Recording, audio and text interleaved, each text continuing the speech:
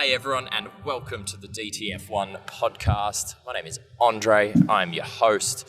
I'm in Singapore. This is Trent. He's also your host. He's in Melbourne, and we are always down to Formula One. How are we, Trent? Well, I'm good, man. Until you told me that you're in Singapore, I'm in Melbourne. I know where I'd rather be right now. Just rubbing it in. Just rubbing it in, No, I appreciate it. To be fair, it is home. It is home for me, so it's much like you going to the Melbourne Grand Prix. So you can just fucking deal with it. Thanks. Yeah, well, what? How's the city? You're just waving to the crowd. Yeah. What's the question? How's the city? How's life in Singapore? Are they pretty excited? It's pretty busy, actually. There's a lot of places, there's a lot of kind of activations that have popped up, like fan activations and fan zones, and road closures are already in place. So it's a little bit more hectic than usual. I went to the Williams pop-up store today at one of the malls. Cool. Yeah, that was pretty cool. Drove a simulator. That was fun. How did you go? I really enjoyed having a wheel and pedals, to be honest, after playing on a controller for F122. It was a real blast. It was a real blast. Talk to me about that position. Talk to you about what? Your position in your ranking. Oh, they don't have a ranking. It's just get on and have fun. It's like some participation award bullshit. You know what I mean? There's nothing worse. Like when you're a kid and you play cricket, your season of cricket or basketball, and they're like, congratulations, you've won the encouragement award. That means you suck, but we want you to keep playing because we like your fees. I was pretty disappointed. I don't think it was the best lap anyway. I had 2 lap times disallowed for fucking track limits. And then on my third flyer, by the third lap, I'm still trying to find the ERS button and the DRS button, and I accidentally paused it, and then I fucking unpaused it, and I wasn't really ready to unpause it. It was a whole thing.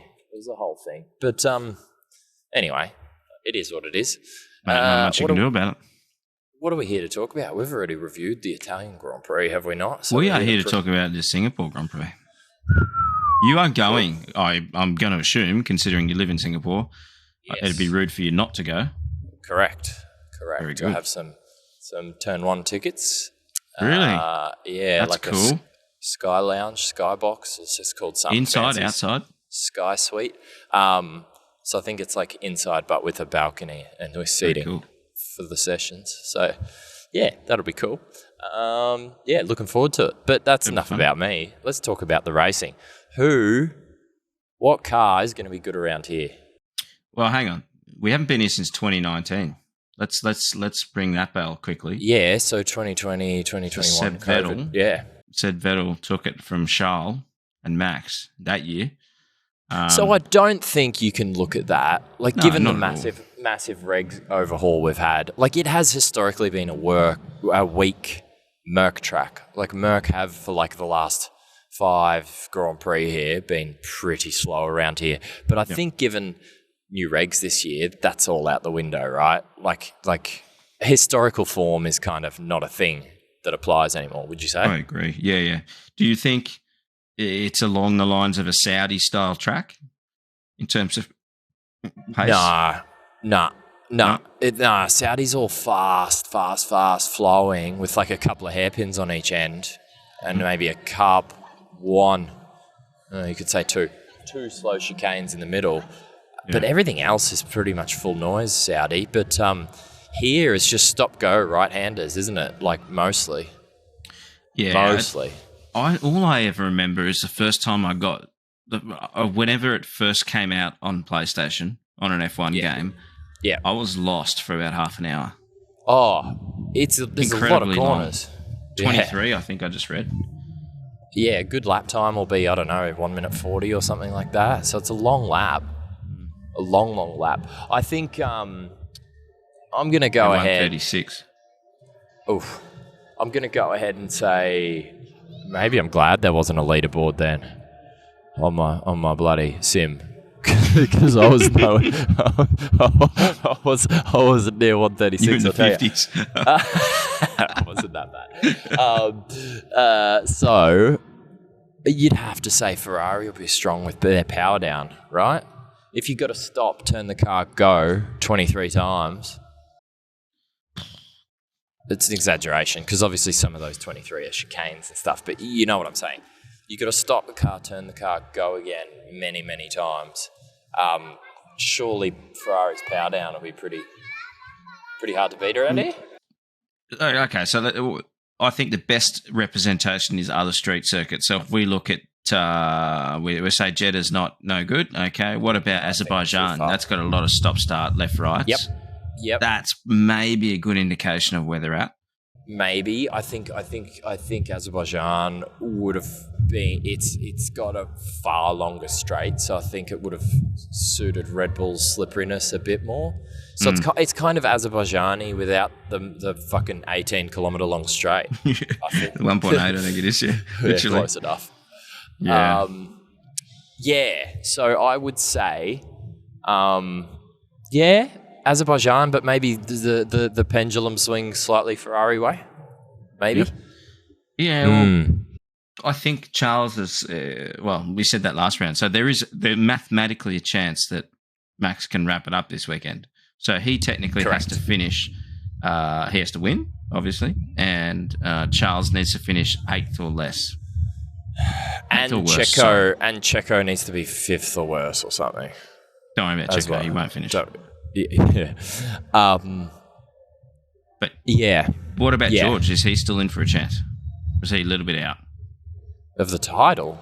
Because he's not far off those two boys. I think we all know Max is winning it, right? It's just a matter of when. Could you just imagine? Could you just imagine if he DNF'd every race from here on out? And he doesn't win the championship. That would be the biggest story in sporting history. It would be. It would be.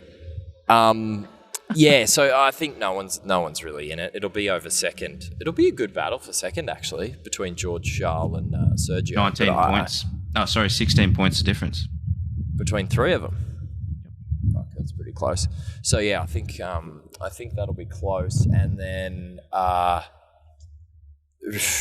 are the stories left? What are the stories left in the season? The battle for second. Can Merck win a race, or can Lewis win a race, and keep his momentum up of his record up of winning a race in every season he's raced? And not be that driver he will be the first driver ever to have won a race after he's done 300 races. Don't want to go down in history. So Vettel hasn't done it. Alonso hasn't done it. Schumacher didn't do it. You'd like to hope that he goes down in history having done that, because it doesn't seem to be a very good record. I hope so. And look, like I said, what I started this whole thing by waffling about is that it's generally been a shit track for Merck. But that doesn't necessarily mean it will be here. I mean, I think it will be here, right? Because it's bumpy and it's rough. And who's good over the curbs? Because you do have to monster the curbs a bit here. What car's good over the curb? I think the Ferraris. Ferraris were good. I reckon maybe Monaco might be a good example of here. That was pretty rough. They're rough, and they use a bit of curbs through the swimming pool, and it's slower. But I don't know. I honestly think that Ferrari will continue their qualifying dominance, but I just don't think they've got the pieces to finish the race. It's just where they struggle. Max is just too good on his tyres. The team's just too good at piecing it all together, strategy-wise, pit stop-wise. They just do it all right, and everything's falling his way. It sure is. It just doesn't seem to be falling Charles's way at the minute. It sure is. As frustrating as it is. Yeah. Look, I'd love to sit here and say maybe it's the weekend Merck can have a win, but I don't think it is. Who's in the Williams? Albon or De Vries? Albon. Do we know yet? Yep. He is. He's back. I believe he is, yeah. Confirmed. I'm going to give that a little Google while we're chatting. Albon, not underestimate. Yeah, he's good because I've seen him doing a lot of training. That's the other thing. So let's talk about the physical side of Singapore. You're obviously living there, so I don't know what the temperature and the humidity is like, but from everything you've told me and everything I've read, it'd be challenging from a physical sporting perspective. It's like 30 degrees every day, but like 80-90% humidity every day. It's just super humid, like just thick tropical air. You know when you land somewhere tropical and you get off the plane, And it hits you, and it's like wallops thick. you, You're like, wallops you in the face. Yeah. It's that like every day, 365 days a year. And then what else is worth mentioning is it doesn't really drop much at night, too much in temperature. It's pretty consistent. And then what else? Thunderstorms. There's always a chance of it just absolutely like chucking one down, and it generally doesn't drizzle here. It like Hammers. it'll be thunder and lightning and like torrential, and then just stop and move on. Has there been any rain this week? Yeah, this morning actually, probably for like an hour. A thunderstorm this morning, which is unusual. Usually it's an afternoon sort of activity. So yeah, is it we'll predictable? see. Like, is it come up on the radar, or is it very like it's just there? Relatively, but yeah, I mean, Singapore is a small place, but it's also not that small. That like the weather radar, not the weather radar. Sorry, the weather report. I'm not talking about radar now. I'm talking about like if you glance at your iPhone and look at the weather, it's not always going to be exactly right for exactly where you are. Like it's a tiny place. It's like 20 kilometers from top to bottom, probably about the same from east to west. Like it's very small. But yeah, still, with radar, you'd know if it's going to rain or not. So that'll be interesting. I never thought that. It's just one of those races that I considered to just be hot, difficult, and never rain. But who knows? Yeah, that'd be pretty cool. It'd be really cool if it chucked it down. It'd be really cool. I don't know how they go in the spray in the lights, but we'll find out. Yeah, true. Well, there has been a wet race here before, hasn't there? I'm sure there has. Wasn't it when the two Ferraris sandwiched Max on the run down to turn one? Like Raikkonen moved over. Was it Raikkonen? Raikkonen moved over one way. Seb moved over one way, and they kind of fucking took both Max's front wheels off. I'm pretty sure it was wet. At least the start of that Grand Prix was wet, I think. Oh, I don't remember. Yeah, all right. Probably telling me something I don't know. What? I had something to talk about just then. I've lost my train of thought. I had something really good. I apologise. You just went on your own tangent there. No, that's it. I was going to say street circuits. So we know from racing over here, obviously we raced. Did you race at Adelaide? Where Formula One used to race? Did you race there? No. No, okay. No. So that was always really hot. That was in March, and in Australia, and particularly in Adelaide, very, very hot. So they'd have, you'd have a race day which is 40 plus degrees. And what you notice in a street circuit is because of the walling and the believe it or not, the what do you call it? The fencing above the walling holds the heat.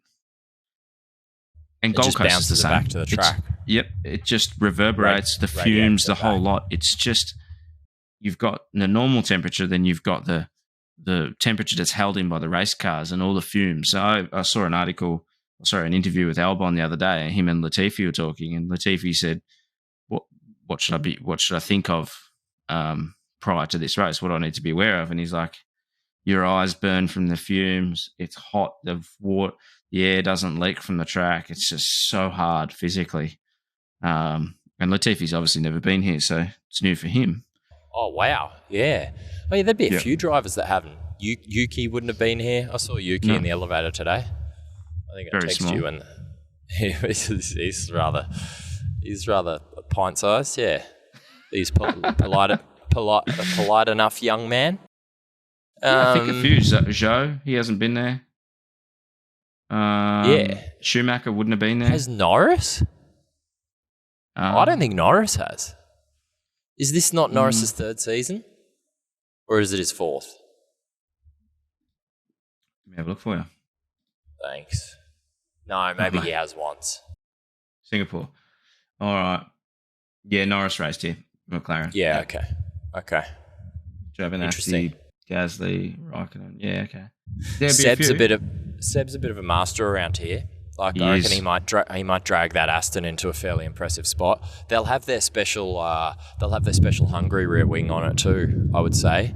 The slightly dodgy one that's like against the spirit of the rules or whatever you'd call it. But technically isn't illegal. So they've banned those for next year. That design interpretation, I guess you'd call it. But it's still here. It's still allowed. So they'll have it here this weekend because this is, I guess you could compare this to Hungary too. Like it's very high downforce. Like you're just cranking it all on pretty much. It's just a bumpy Hungary. A bumpy long Hungary. Nah, because Hungary's got a bunch of those medium speed corners that this doesn't have. Yeah, anyway. This is very stop-start. Yeah. Cool track. How about? Really cool. Yeah, go on. I rate it. And I love the fact that it's at night. And you'll see a bit more of it, but the quality, I've only heard from a few people, the quality of the lighting there is incredible. Like it's almost daylight on the track. The drivers say that it's virtually day. Wow. How good the lighting is. So you'll see it tomorrow. Driving around the city, I've seen all the lighting gantries. Actually, I'm just looking at them now. So they're the lights are on now. I don't know if they're on full power, but they're on now. But it's not dark yet, so it's obviously you can't really tell. I don't know. I wonder if they have like a standby mode that they're on, when there's no track action, and then they go fucking full bright when the cars come out. But yeah, they're on now. I can see them. I'd offer to turn the camera, but I doubt you'll be able to see shit. But it's cool. So, they're like, so they bounce off a mirror because they don't want the lights directly down because that would glare in the driver's eyes. So they're on this like gantry along the top of the track, and the light I think goes up into a mirror and then bounces down or some fancy shit. Yeah. All you hear is how good it is. It doesn't literally look. The track looks like day, and then it's pitch black off. Very cool. Like from an aerial view, all you see is just a lit up track. Looks so cool.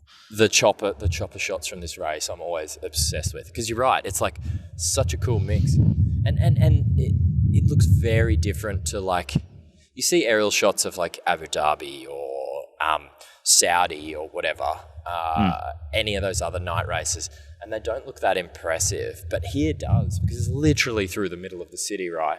So you've got this weird contrast of all the normally lit and dark, footpaths and streets, then this fucking bright, glowing snake of a racetrack through the city, plus the normal building city lights and the lights of the skyline. Yeah, it's nothing like it. It's gonna be cool to see it actually in real life. But I've always thought it was a really cool Grand Prix. It looks different to all the other lights, and especially like Abu Dhabi and all that shit because they have runoffs. It's not in the city. Even the runoff's lit, so it's not such a distinct just path cutting its way through the city. Anyway, it's very cool. Yeah, I'm sure you'll put you'll post some stories for everyone to give them a bit of an insight as to what it looks like from when you see, and I guess can do. Let's get into our tips. Come on. All right, let's do it. Must be my turn to talk first.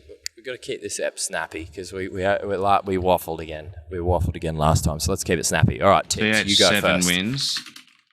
AB 5 wins. All right. Oof, I'm going to go Max. Championships. Yep. Oh, hang on. Let me write my name. TH. I'm going to go Max, Sergio, Charles, Lewis, followed by Lando. Oh, that game again. The old put Lando in P5 for something different game. Putting the eggs in the top 3 basket, all right? Relax. All right. I'm ready. You ready? Yeah, I'm ready. Okay. Charles, George, Lewis, Checo.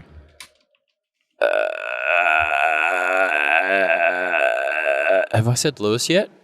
Yeah, he's third. Checo, the other bloke that drives for Ferrari. What's his name? Carlos. Carlos, that's him. I'm a smooth operator. That's him. So I'm assuming a Max DNF or something. I was going to say, what are you assuming? Like, you're calling it gearbox DNF, you're calling it like he barrel rolls in the crowd. Fucking need to go that detailed, do we? Just a DNF or something fucked happening that ruins his race. Just a hope game. I think I'm just as I've gotten back in the sniff of our tipping championship. I'm going back to what I hope happens, not what I think's going to happen, which is probably a mistake. Are you trying to say you're actually like a guru at tipping? You've lent back in. You know that this is how you do it, and then now you're like, this is what I want to do. I get it. It's okay. I've been tipping it in my heart out this whole time, but it's okay. You can turn it off and on as you please. Yeah. No, I just think I think Max will probably win again, but I'm not putting that in my tips because I just don't want to. I think he'll be good. I think he'll win. I'm sorry. It's what it is. Do we think he'll win the championship? That is the big question. No? I don't think so. I think Charles will be too good. I'm sticking with my original call of Japan, which is next, right? Correct. I don't know. Do you know? I'm reading through. So Albert Fabriga, who does F1 Tech Talk, Tech Tuesdays with F1. Legend. Yep. Absolute legend. I follow him on Twitter and I'm just reading through some of his things. He's saying that everyone's bought high-load wings because braking's critical around here. There's no really long straights, so that's good. He hasn't really said much else in terms of... He's the not one that normally shows the updates. Looks like McLaren has a Red Bull-style side pod. Okay, McLaren's updated side pod. Really? That's a pretty big change. So no more side pod delete.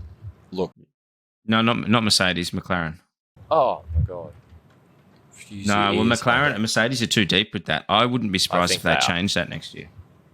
Well, we'll see, won't we? Well, you remember Toto was saying he thought he had half a second on the field. You remember that? Was he? Yep. As in they thought they'd be dominating the field by half a second? Yep. At the start, okay. And then it just didn't... That hasn't ended up real good, has it? No. So, anyway, it's what it is. But I don't know. That might change next year. They're just praying that car's done. They would want to get rid of it. So yeah, of course. What else has he got here? Rear wing config. I heard him say something to the effect of it probably won't take pride of place in the Stuttgart Museum. AlphaTauri have a new front wing. Okay. It looks to be... How many of those do you reckon Yuki's going to go through? Oh, how many have they got? Probably more to it. So he's re-signed. Sorry, we should take just a tangent away from the updates because it doesn't sound like you've got much. So Zhou's re-signed. Sonoda's re-signed. Zhou, we figured, because we spoke about this last week and we both agreed that he's probably had Bottas's measure recently. I agree. Sonoda I was a little surprised with. I don't know if he'd done enough. Being the Red Bull junior team, you'd think you might throw another junior at that, but whatever. I think if they'd gotten that Colton Herta bloke, they would have punted him, right? Oh, no, that was the Gasly to Alpine deal. Yeah, never mind. Which, that's still apparently on the table. Whatever. Who knows? It's what it is. So who... what have we got left? We've still got an Alpine seat. And a Haas seat. And that's it, I think. Do you think Schumacher's done enough to hold his seat? They're saying they're not even talking to him. I would have thought they would have, but I would have thought he would have. And I don't know how they're going to get someone better than him, to be honest. Like, who the fuck are they going to get that's going to do better than him? But, look, he hasn't made it a no-brainer, right? He hasn't made it a non-conversation. He hasn't made himself hot property. So, yeah. Yep. I don't know. And Ricciardo, still don't know where he's going. So there's still lots of... I think nowhere. I think reserve driver at Merck, personally. Do you think... When do you think all this will wash up? Japan? Probably next fortnight or so, I'd say. Might all start to solidify. Yeah. Be good to know. Just want to sort of... want to see what's happening for next year. Get excited for Melbourne. Anyway, here's what it is. True. What else have we got? Right. I think we've covered off. I don't think we've got much else. Guessed who's going to win. You're going to have a great weekend. I'm dragging my ass on battery, so if we don't wrap this up soon, this phone's probably going to die anyway. I'm looking forward to watching a Grand Prix again. It's not as late for me this time.